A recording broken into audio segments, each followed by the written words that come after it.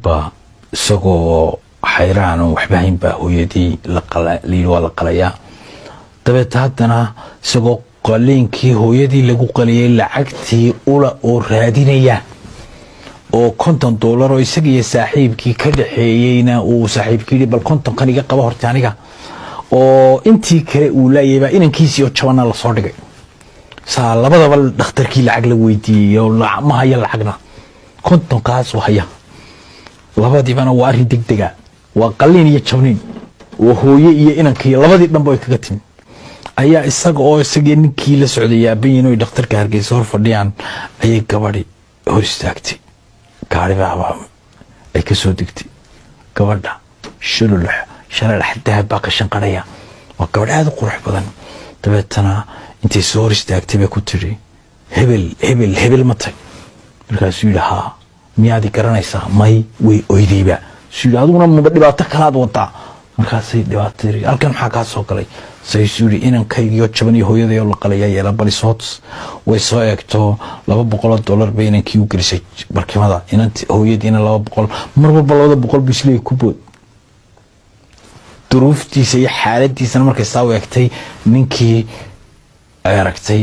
ay halkan gelisay dabeedna ku bood iska daayo kaale oo soo baxo dhakhtarka dhexdiisa may garanaysaayo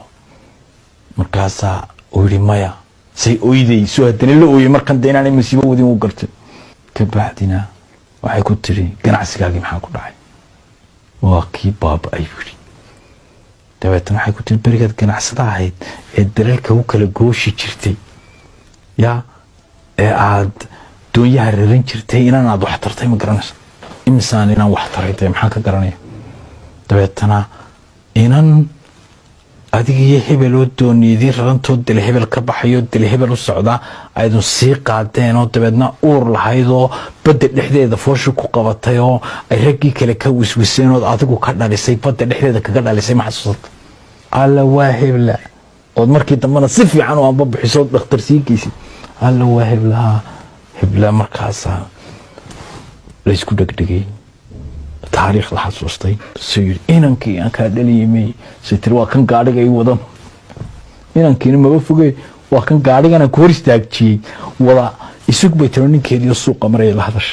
degdeg igu soo gaar dhakhtarka waxba dhacay uu yimid ninkan miyaad garanaysaa ninkani waa ninkii hebel badda guudkeeda ay kaga umriyay hooyadii oo la qalayay inankiisii oo jaban baa yaala ganacsigiisina wuu kacay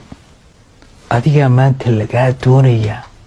abaalkii inaad gudo dabeetana abaalkii si uu gudo ayay fartay kulley ruuxii damiirleed dadnimada yaqaana dawgu kama habaabe dawladii iyo bulshada qofkay doontaba ha noqotee